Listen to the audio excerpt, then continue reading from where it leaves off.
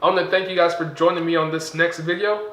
On the last video, I showed you guys what the formula is and how to determine what to offer on the property. Well, in this video, I'm going to show you guys exactly what it looks like, what's happening, and how to do it. So in these transactions, you have three different parties. You have the homeowner, you have yourself, and you have the buyer. Now, we're all interested in making money. Everybody in this deal wants to make money. So here's how it goes. Let's forget about the buyer for a quick second. So let's just pretend the buyer doesn't exist right now. So it's you and the homeowner. The homeowner owns a house. I did the little scribbly thing through it to represent that the house needs work, that's in bad shape. So you find this homeowner and you see that they have a property, and you realize that the area that this property is in, that if this property was repaired, this property could resell for $100,000, okay? So if this property was repaired, it could resell for $100,000. So this is what the after repair value is, okay? So you contact this homeowner and you say, hey, Mr. Homeowner, I'm interested in your property. Now, you go look at the property and you look at it and you say, wow, based on the condition of the property, it's going to need $20,000 in work. So you know it's going to need $20,000 to make it into that $100,000 house. Now, this homeowner doesn't have $20,000 laying around, so they can't do the work. They can't go, resell it for $100,000 themselves. So you tell the homeowner, hey, I'm interested in this property. I'll make you an offer for $50,000. Because remember, $100,000 times 70% minus $20,000, and you want to make $10,000 in work. Well, I'm going to make an offer for $40,000. So $100,000 times 70% minus $20,000 in work minus $10,000 in profit. So you make an offer to the seller for $40,000, right?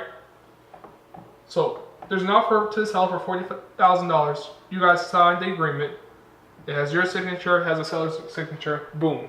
So now you have the rights to the property. So now the seller can't sell the property to anyone else, and the only person that can buy this property is you. So the seller can't go put it, on the market and try to sell it to another person. You pretty much can purchase this property at any moment for $40,000. Okay.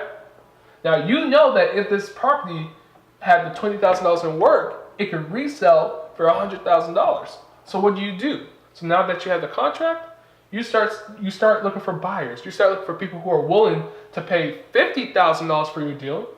Because remember, you have your agreement with the sellers for $40,000, and you want to make $10,000. So you start telling people, hey, I can sell you this property for $50,000. I can sell you this property for $50,000. And then you find this buyer, okay? You find this buyer here, and the buyer sees your deal. The buyer also knows, because they do the formula as well, the buyer also knows that if they put in $20,000 in work, that they can make $30,000 on this deal. So the buyer's okay paying you $50,000 because they know they're going to make $100,000. So they're okay doing that. They know they're going to make $30,000. They're okay doing that. So you and the buyer now have another agreement that both of you sign. So your signature, the buyer's signature, and you see here that's the difference. The difference is $10,000. So what happens is you send all these documents to the closing attorney. The closing attorney is going to set up a closing, and on let's use for example January 1st. On January 1st, 2016, even though it's 2017 now, but on January 1st, 2016, you and the homeowner are going to go into the closing table. You both are going to sign the property, okay? But the homeowner doesn't get the money yet. So you go in at 9 o'clock, you sign the document, the homeowner signs the document, and it's done. So you now own the property for the next 24 hours.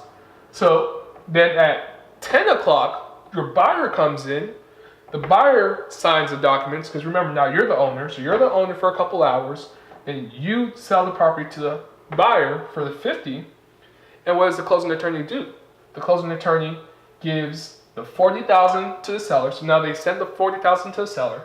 They give you the $10,000, and now the buyer walks away with the property.